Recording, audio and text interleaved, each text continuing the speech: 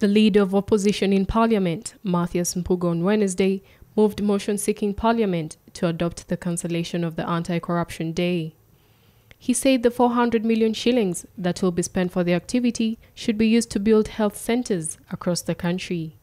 However, Mpuga's motion was rejected by MPs during a session that was chaired by Thomas Tayebwa, the Deputy Speaker. The House is moved to urge government to channel the funds so allocated for commemoration, the equivalent of more than 450 million, to support the victims of corruption in Ibanda district and do away with the celebration of the commemorations. Right, Honourable Speaker.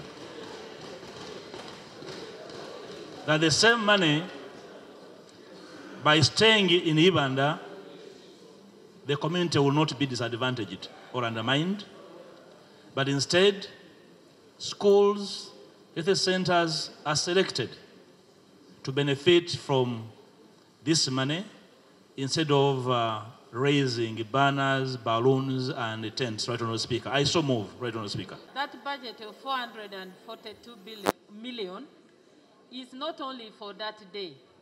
It is a budget which is started some months ago. They have been going to institutions, creating awareness. They were doing very many activities. Do you think it will be helpful that the relevant committee, after the event, can audit, can audit the expenditure? Those in favor say aye, and to the contrary nay. The noise have it.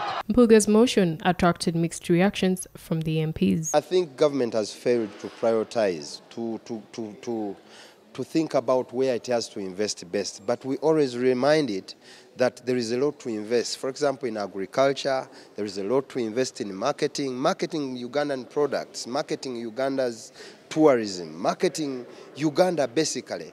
There is a lot to invest in health, there is a lot to invest in education. Great awareness is not just about a one-day celebration.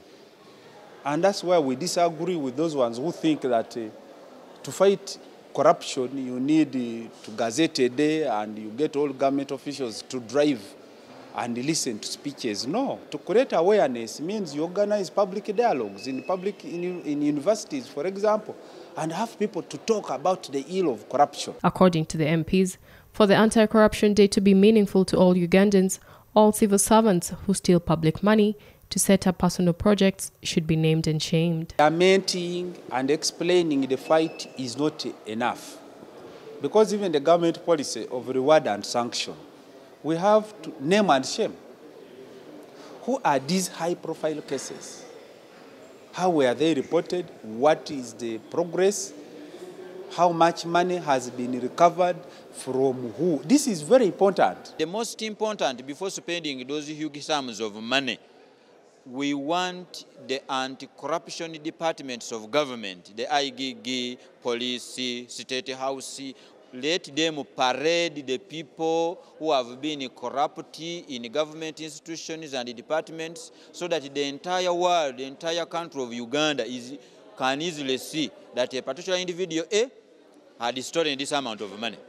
But now he has been able to pay. The lawmakers asked government to use an iron hand while dealing with corrupt officials because such an approach would make it risky to steal public money. If we don't bring these people out and we continue saying that we have collected this amount of money from people who had eaten the money when we not parade them, it is not going to stop corruption.